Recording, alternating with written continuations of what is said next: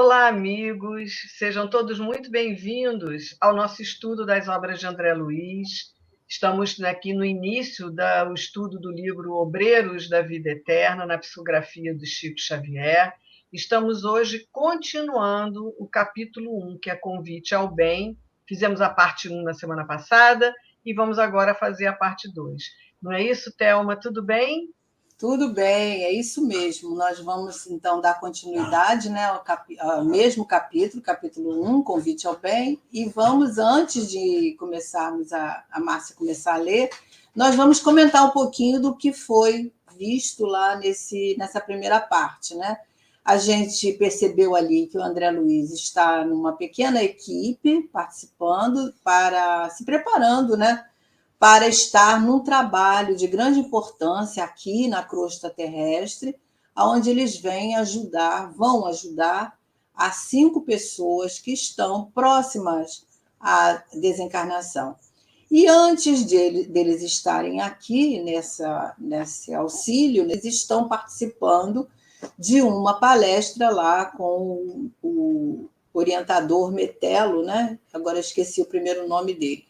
Albano Metelo, onde ele está fazendo algumas reflexões bem importantes, né, sobre a necessidade de, quando nós estamos no processo, né, de retornarmos ao mundo espiritual, nos preocuparmos com aqueles que estão nas zonas de sofrimento. E esse aconselhamento serve para todos nós aqui também, encarnados, quando nós estamos nos preocupando com os nossos irmãos de caminhada, que têm as suas dificuldades, as suas aflições, e que nós, de certa forma, estamos envolvidos porque a vida é uma grande engrenagem, né? Então, ele está falando sobre esses temas, e é um tema muito importante, onde ele fala também da multiplicação das zonas purgatoriais ao redor, né, de todos nós na crosta terrestre, que é justamente essa interação do mundo físico com o mundo espiritual, mas nas zonas mais sofredoras, né? A grande influência a influenciação que a gente percebe, né, dando essa pandemia que os espíritos nos chamam a atenção, das obsessões, das subjugações, das influenciações de pequeno e grande porte, né? E acho que é isso que ele dá, né? E a gente agora vai passar, então, para a Márcia continuar a leitura. Então, nós vamos continuar ainda na preleção dele, né, na palestra que ele estava fazendo, que é uma grande preparação para a vinda, né, de André Luiz e da sua equipe, que a gente vai ver de novo aqui, aqueles que vão, junto com Jerônimo, vão vir aqui à Terra, né, como a Thelma falou. Né? Então, é um grande preparo. Então, vamos nós. Então, André Luiz fala como, né, que ele estava falando, fez uma pausa e ele continua. Metelo silenciou por instantes e, diante da comoção com que lhe acompanhávamos a palestra, retomou o verbo com outra inflexão de voz. Aí ele vai contar uma história, a história dele. Né? Ele fala, outrora, quer dizer, lá no passado, quando nos envolvíamos ainda nos fluidos da carne terrestre, supunhamos com desacerto que a vaidade e o egoísmo somente poderiam vitimar os homens encarnados. A teologia, não obstante o ministério respeitável que lhe está afeto, enclausurava-nos a mente em fantasiosas concepções do reino da verdade. Esperávamos um paraíso fácil de ser conquistado pela deficiência humana e temíamos um inferno difícil de realizar a obra divina. Nossas ideias alusivas à morte confinavam-se a essas ridículas limitações.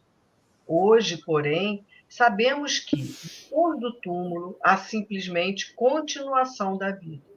Céu e inferno residem dentro de nós mesmos. A virtude e o defeito, a manifestação sublime e o impulso animal, o equilíbrio e a desarmonia, o esforço de elevação e a probabilidade de queda perseveram aqui, após o trânsito do sepulcro, compelindo-nos à serenidade e à prudência. Então, ele estava dizendo assim, olha, naquela época, quando eu estava encarnado, infundiam-nos na gente essa questão de céu e inferno. E a gente viu que isso deixava a gente com coisas, fantasias na cabeça, e o que ele está mostrando para a gente é que, além de não é nada disso, porque o céu e o inferno somos nós mesmos que criamos dentro de nós, o que ele quer dizer assim, desencarnou, a vida lá vai continuar do jeito que nós éramos aqui. E, aliás, a gente sabe que nós aqui temos uma cópia imperfeita de tudo que tem lá em cima. Então, construções, sociedades, grupos e tudo, nós vamos continuar tendo lá do mesmo jeito, né? Então, isso não vai mudar. E nós vamos continuar sendo do que a gente sempre foi. Então, essa concepção de lugares físicos, céu e inferno, isso não existe, né? E ele fala aqui, né, interessante, Thelma, quando ele diz aqui, enclausurava-nos essa teologia, a mente, em fantasiosas concepções do reino da verdade, né? Então ele fala que coisa difícil isso, né? E muitos ainda esperam, né? Esse paraíso fácil, esse inferno difícil que ele diz aí. Tudo isso são ideias, né, que as próprias religiões não esclarecem muito bem, né? Porque a gente imaginando Deus como Deus, um pai de misericórdia, um pai bondoso, como é que ele ia criar um lugar de gozo e um lugar de penas eternas, de sofrimento para outros, né? Então, o sofrimento, a gente vai realmente para as zonas de sofrimento quando a gente trabalha na nossa mente essas questões ligadas ao egoísmo, à vingança, ao mal, né, que nós trazemos dentro de nós e que não trabalhamos isso, não nos esforçamos.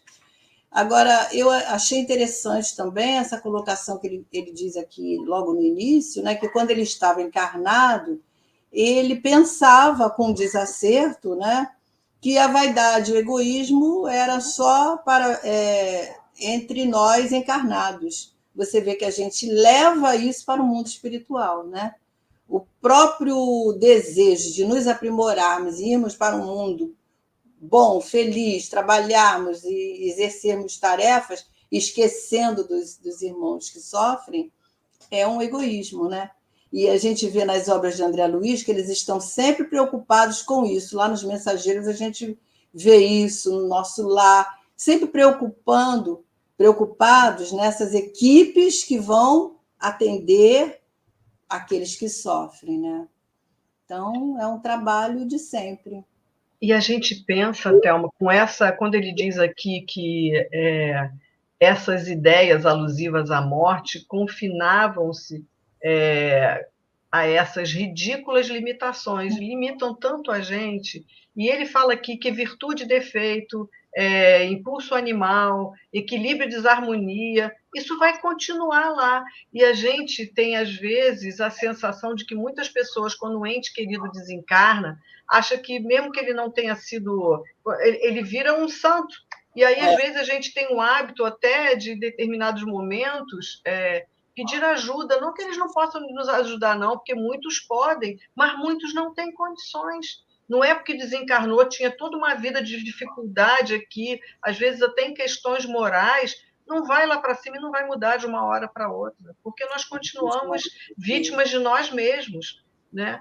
Então, é da gente perceber que não é por fato de desencarnar que nós vamos mudar de um dia para o outro. Nós vamos continuar sendo o que somos. Daí a necessidade que a gente está sempre, né, envolvido com esse esforço que a gente precisa de fazer para nos tornarmos melhores. Porque a gente tem que nos tornar melhores aqui. O trabalho é feito aqui, uns com os outros, na convivência, na prática das virtudes, né? No esforço de nos tornarmos humildes, combater a vaidade em nós, combater o egoísmo, que não é fácil, mas é aqui que a gente tem que fazer. Então, essa necessidade, por quê? Porque a gente vai desencarnar e vamos estar lá do mesmo jeito, né? Que nós estamos aqui. Não nos tornamos santos, como a Márcia falou. É isso, vamos nós. E aí ele continua dizendo: não nos encontramos senão em outro campo de matéria variada, quer dizer, a gente só muda desse estado físico mais grosseiro para um estado mais sutil.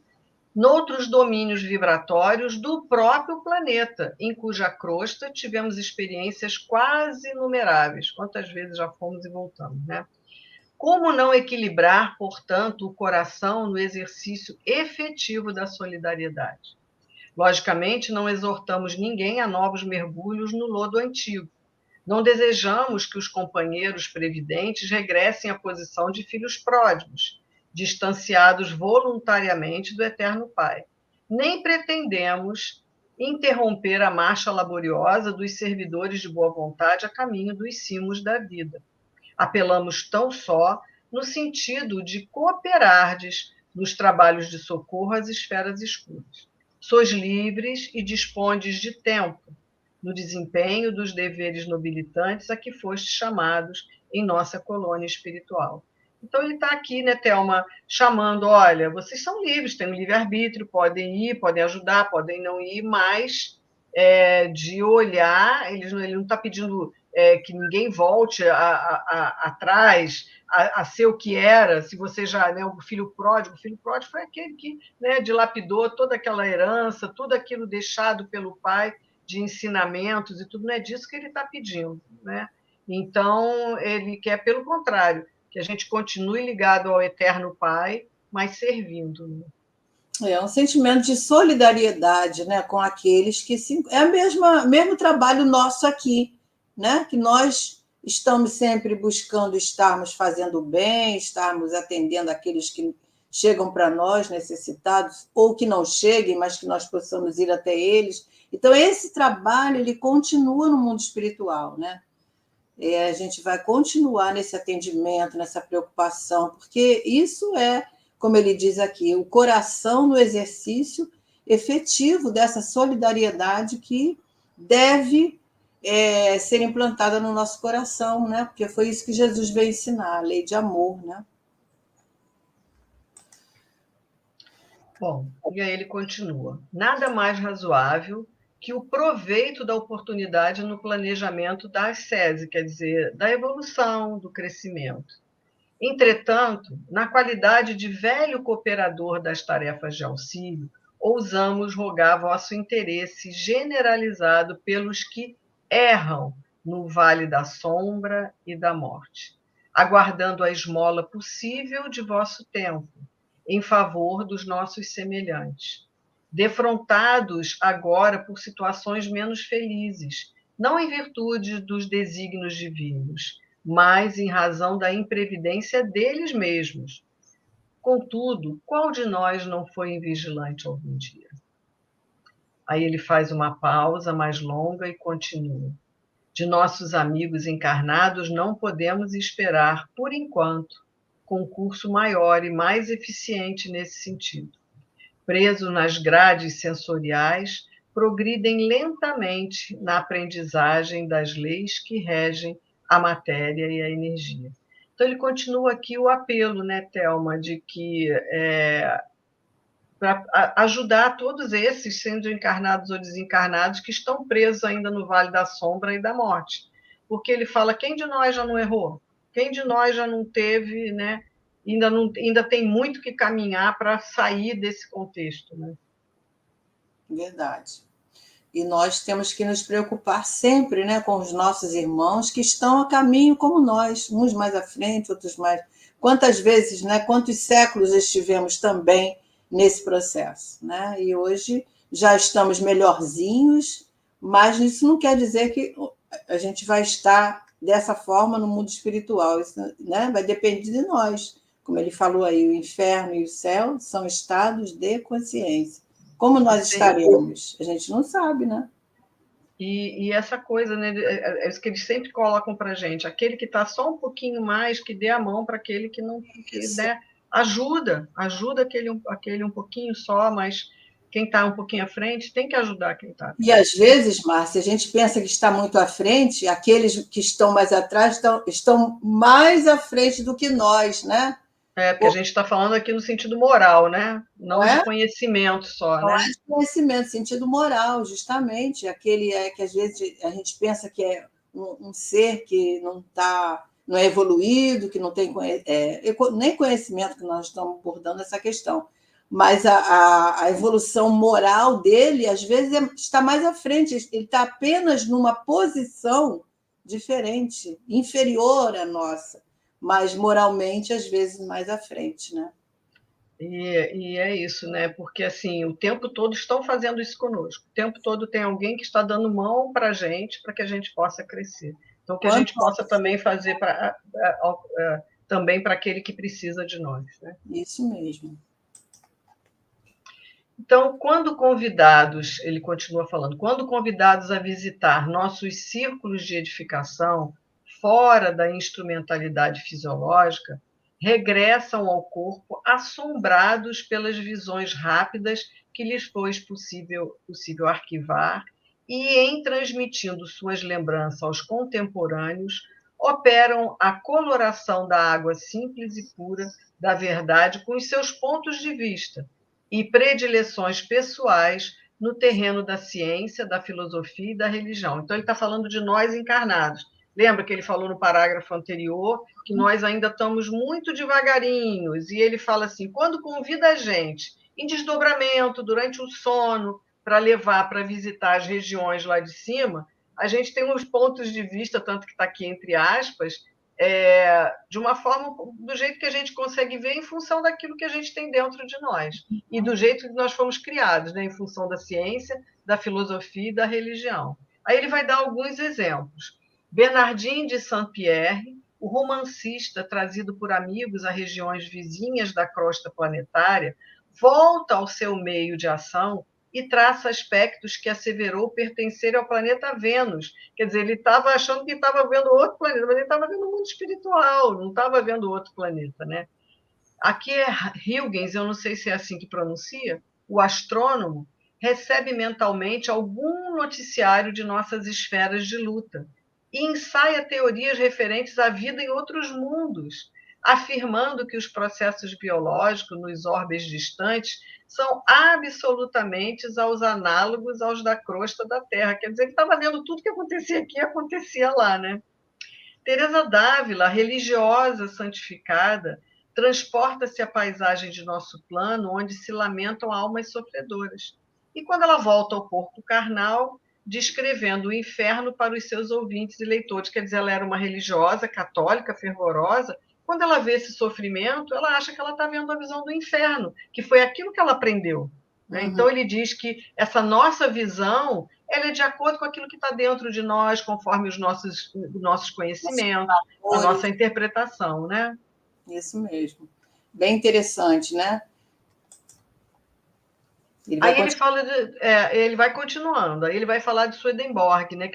Ele é antes de Kardec, olha, o grande médium percorre alguns trechos de nossas zonas de ação e pinta os costumes das habitações astrais, como melhor lhe parece, imprimindo às narrações os fortes característicos de suas concepções individuais. Então, quer dizer, ele pintava como ele via as casas e tudo, mas assim, nós aqui somos cópia do que é lá, né? Então, quase todos os que vieram momentaneamente ao nosso campo de trabalho voltam ao esforço humano, exibindo a experiência de que foram objeto, pincelando-a com a tinta das suas inclinações e estados psíquicos, porque se encontram fundamente arraigados ao chão inferior do próprio eu. Acreditam enxergar outros mundos em situações iguais à da Terra, nosso maravilhoso tempo, cujas dependências não se restringem à esfera da crosta, quer dizer, ao mundo físico, né? Sobre a qual os homens de carne pousam os pés.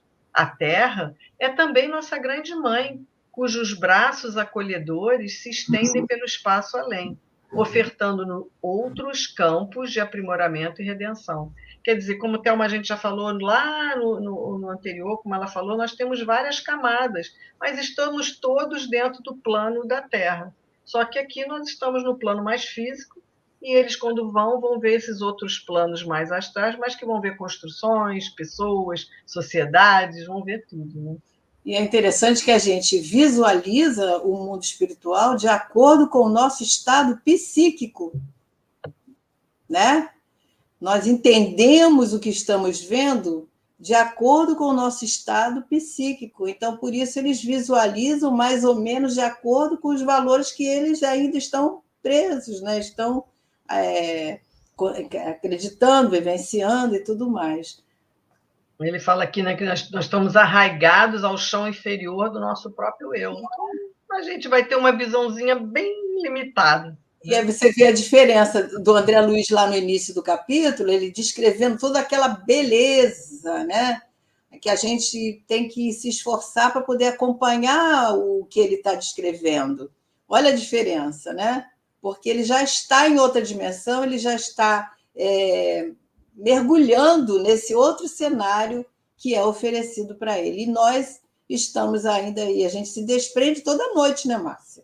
Toda noite nós temos essa possibilidade de visitar esses mundos, mas nem sempre vemos a beleza que ele apresenta, porque estamos, como ele diz aí, fundamente arraigados ao chão inferior desse momento aqui que nós vivemos, né? Bom, e aí ele dá uma paradinha, modifica a voz, mas prossegue. As criaturas, porém, atravessam um breve período de existência no mundo carnal. E é mesmo, né, Thelma? Porque o que são, vamos dizer assim, 100 anos, se a gente viver aqui, em função da eternidade e da imortalidade? Então, aquele, como ele disse, é um breve período de existência no mundo carnal. A maioria demora-se nas estações expiatórias do resgate difícil e confunde-se nas vibrações perturbadoras do sofrimento e do medo. Fazem da morte uma deusa sinistra. Apresentam o fenômeno natural da renovação com as mais negras cores. Agarradas às sensações do dia que passa, ignoram como dilatar a esperança e transformam a separação provisória numa terrível noite de amarguroso adeus. Vítimas da ignorância em que se comprazem, internam-se em florestas de sombra, onde perdem toda a paz, convertendo-se em presas delirantes dos infernos de horror criados por elas mesmas nos desvairamentos passionais. Como esperar delas a colaboração precisa com a extensão desejável, se pela indiferença para com os próprios destinos mergulham-se diariamente nos rios da treva, desencanto e pavor? Então, unamo-nos, portanto, auxiliando-as segundo os preceitos evangélicos, descortinando-lhes novos horizontes e aclarando-lhes os caminhos evolutivos. Então, a gente vê aqui, né, Thelma, que ele está aqui falando para a gente esse terror que a gente coloca a morte como uma deusa até, né, como os antepassados colocavam, e a gente fica aqui, né, faz assim um amarguroso adeus, tanto aquele que fica para aquele que vai, né, e passa um desespero muito grande, né? É um terror mesmo, né? E para muitos, quando não tem nenhuma noção dessa imortalidade, de que a vida continua, isso traz um pesar muito grande, né? As famílias que aquele ente querido se afasta, muito sofrimento mesmo. Tudo isso trazido também por esses valores que nós assimilamos aí de acordo com as nossas crenças, né? De acordo com o que foi passado para nós. Porque às vezes é passado de geração em geração, né? Aquele medo, aquele pavor, nos sentimos totalmente ameaçados, né? Pela morte. Quando, na verdade, ele fala aí de uma situação de um fenômeno natural da renovação. Né? É difícil a gente trocar esses valores que nós trazemos de nossos antepassados, de nossas, né? E ver dessa forma. Então, é preciso mesmo nós mergulharmos nessas noções que são trazidas para nós mudarmos as nossas configurações, né? E a gente vê que no Livro dos Espíritos, na parte segunda, no capítulo 3, que Kardec vai falar aqui da volta do espírito quando acaba a nossa vida ao mundo espiritual. Então, tem várias perguntas interessantes, porque a gente sabe que a gente, na hora da morte, da desencarnação, a gente passa por um momento de perturbação. E tem a pergunta 165, que Kardec faz aos espíritos, dizendo se o conhecimento do Espiritismo, quer dizer, o conhecimento dos preceitos do Espiritismo, que a vida continua, que não existe a morte, que a alma continua vivendo, né? Então, o conhecimento do Espiritismo exerce alguma influência sobre a duração mais ou menos longa da nossa perturbação nesse momento? E os espíritos dizem que sim, que influência muito grande a gente ter essas noções da continuidade da vida. Por isso que o espírito já antecipadamente compreendia a sua situação. Mas ele diz que tem algo mais importante do que só o conhecimento, que é a prática do bem e a consciência pura são os que maior influência exercem. Então, é importante vocês darem uma olhada nesse capítulo, porque nós vamos ter muita explicação dessa passagem para a gente tirar um pouquinho esse medo, esse desespero que a gente tem da morte. É verdade. E o conhecimento de que a vida continua, isso auxilia demais, né? O espírito nesse retorno, porque é um momento que nós sabemos que vai acontecer, né? Em algum momento, em alguma etapa da nossa vida, nós vamos retornar ao mundo espiritual. Então, o conhecimento, a certeza de que a vida continua, né? Que nada acaba e que nós vamos poder continuar e recomeçar em outro momento, isso é muito consolador, né?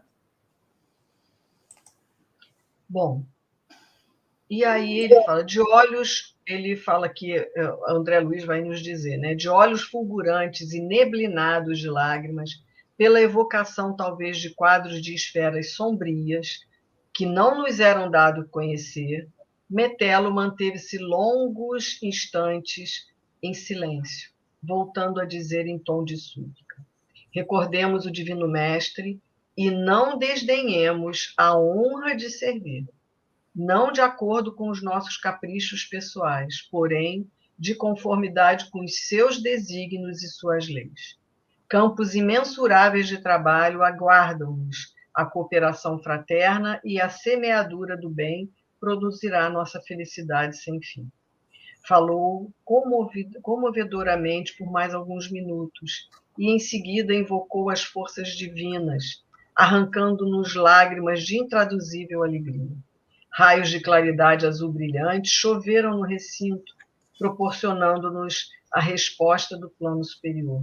Quer dizer, André Luiz nos diz aqui que parece que ele fica vendo aquelas imagens dos planos sofredores, e aí ele chama, né, e faz esse clama pela ajuda de todos para trabalhar, não como a gente quer, mas de acordo com a vontade de Jesus. E esse E aí, trecho... esse trecho é lindo, porque ele desce brilhante ali sobre ele e sobre todos aqueles que estão lá. Né? E você queria comentar mais uma coisa, Thelma, esse trecho? Esse trecho, Márcia, ele vem nos falando sobre a questão do trabalho, né? Quem pensa que ao desencarnar nós vamos adormecer, né? Ou ficarmos entoando músicas, que é muito lindo, né? A gente sabe que tem anjos tocando harpas. A gente viu aí coros maravilhosos, né? Mas o trabalho ele é constante. Você vê, o trabalho aguarda-nos a cooperação fraterna. Então, a gente tem muito trabalho no mundo espiritual, né? Muita qualificação para nós atuarmos nessas zonas de ajuda, de socorro, né? de levar o conhecimento. Nossa, muito trabalho. E a gente tem que aspirar a isso, desencarnar e continuar as nossas tarefas, né? De estudo, de aprendizado, de trabalho no bem. Isso é maravilhoso. Na nossa casa espírita, como qualquer outra casa espírita, a gente tem reunião mediúnica, que é reunião de auxílio espiritual, que a gente atende muitos espíritos desencarnados em situações muito difíceis. E é tão bonito e nosso coração fica tão feliz quando os médiuns percebem os nossos queridos que já fizeram parte da nossa casa, desencarnados, trabalhando, ajudando a socorrer aqueles espíritos. Quer dizer, o trabalho que eles faziam, às vezes, na reunião mediúnica, de atendendo ali no plano material, continuam fazendo no plano espiritual, em atendimento lindos e maravilhosos, assim. Então, com muita alegria, esses médios que têm a percepção conseguem ver vendo esses queridos que foram antes de nós continuando a trabalhar. Então, isso é muito reconfortante. Continuam dando de si mesmo, né? Oferecendo Exatamente. todo aqueles talentos que são possuidores, né? Exatamente. Bom, transcorridos alguns momentos de meditação, Metelo fez exibir num grande globo de substância leitosa, olha só que tecnologia, situado na parte central do templo, vários quadros vivos do seu campo de ação nas zonas inferiores. Então, ele estava mostrando ali, olha, tratava-se da fotografia animada, com apresentação de todos os sons e minúcias anatômicas inerentes às cenas observadas por ele em seu ministério de bondade cristã. É como nós hoje em dia, que a gente vai no local, vê uma cena, a gente grava ou fotografa e depois passa. Ali é tudo aquilo que estava gravado, né, no cosmo, vamos dizer, de tudo aquilo onde ele atuava, aquilo foi passado para eles como se fosse num filme, e eles estavam assistindo através de um globo. Infelizes desencarnados, olha como é que são as imagens. Infelizes desencarnados, em despenhadeiros de dor, imploravam piedade. Monstros de variadas espécies, desafiando as antigas descrições mitológicas, compareciam horripilantes ao pé de vítimas desventuradas. André Luiz nos diz que as paisagens analisadas de tão perto, através do avançado processo de fixação das imagens, não somente emocionavam, mas infundiam terror. Na intimidade da massa leitosa em que eram lançadas, adquiriam expressões de vivacidade indescritível. Apareciam soturnas procissões de seres humanos despojados do corpo, sob céus nevoentos e ameaçadores, cortados de cataclismos de natureza magnética. Esse finalzinho aqui me lembra as cenas do filme Nosso Lar, mas por essas cenas aqui, parece que as cenas que estavam sendo mostradas ainda eram piores do que as cenas do que o início do Nosso Lar, quando o filme mostra para a gente aquele suposto umbral, né? Aquelas esferas ali de sofrimento. Mas deve ter sido terrível de olhar essas cenas, né, Thelma? Essas zonas existem várias gradações, né, de trevas, porque os espíritos, assim como nós aqui encarnados temos as nossas gradações evolutivas, o mundo das trevas também, né? Aqueles que estão mais necessitados, mais enceguecidos, mais envolvidos, mais surdos, né? Mais no sentido de não buscarem o socorro, não entenderem o que a maioria das vezes, né, não entenderem o que está acontecendo ali à sua volta. Então é um ambiente de muita dor, né? De muita necessidade de socorro. Imagina o trabalho desses amigos espirituais, né? Os que estão nos patamares mais altos, como trabalham, né? Para despertar esses espíritos. A gente vê, como você falou aí, nas próprias reuniões de desobsessão, nas próprias reuniões mediúnicas, a gente vê, né, como chegam, às vezes, espíritos em grande necessidade moral, né? É isso. Bom, pela primeira vez contemplava eu semelhante demonstração, sem disfarçar a emoção.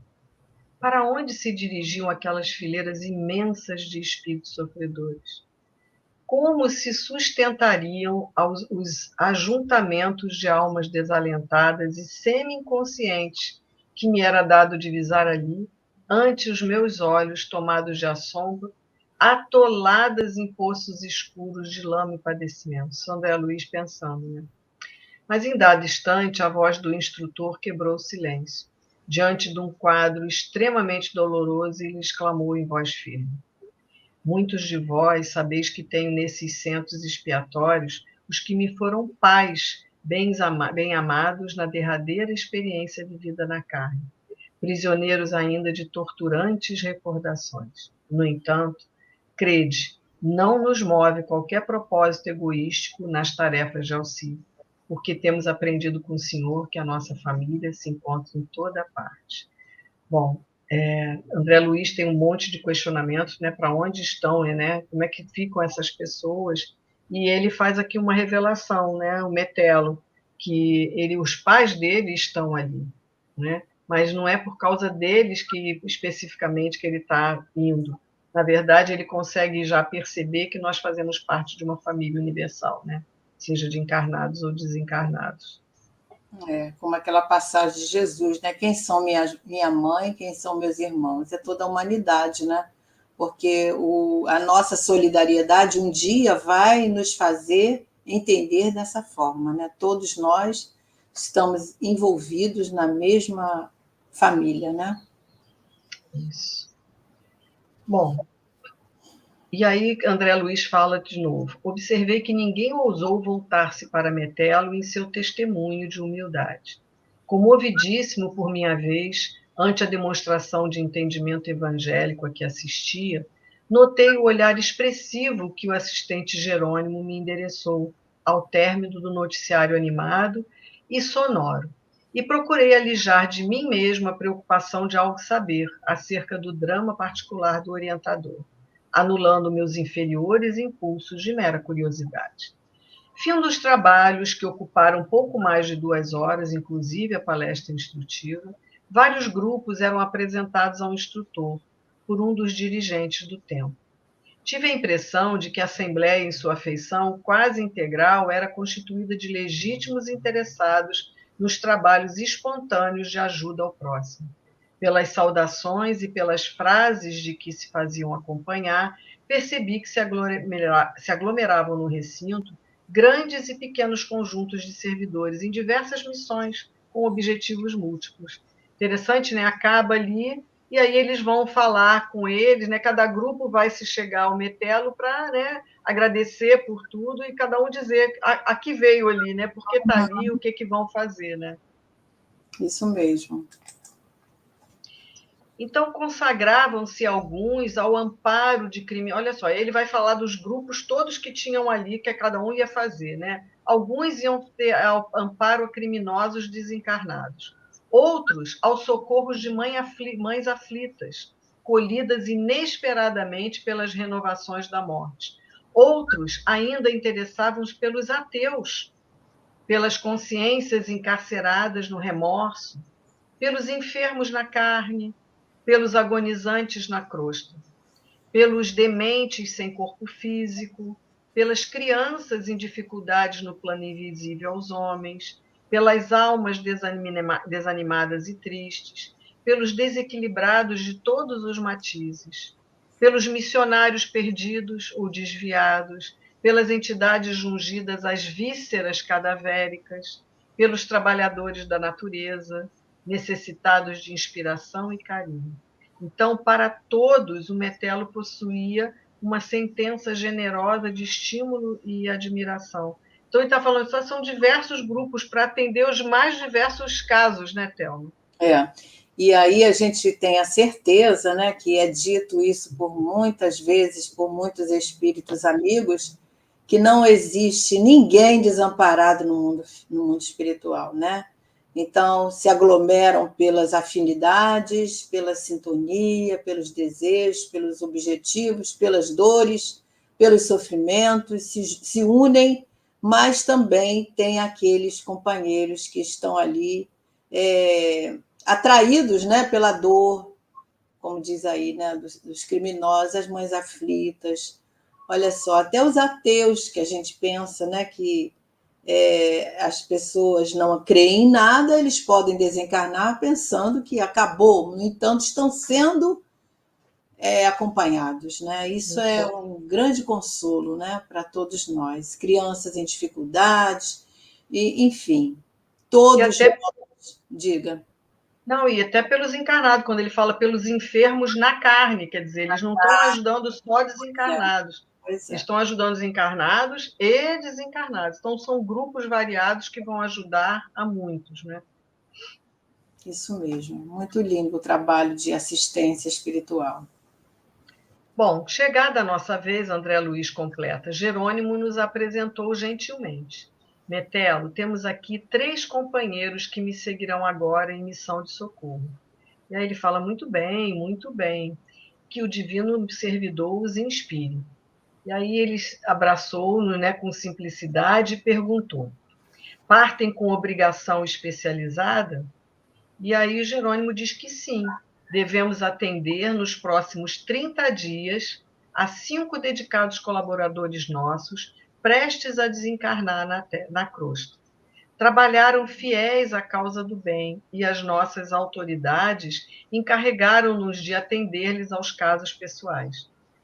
E aí Metelo diz que ele prevê muito êxito e fixando neles um olhar bem sereno.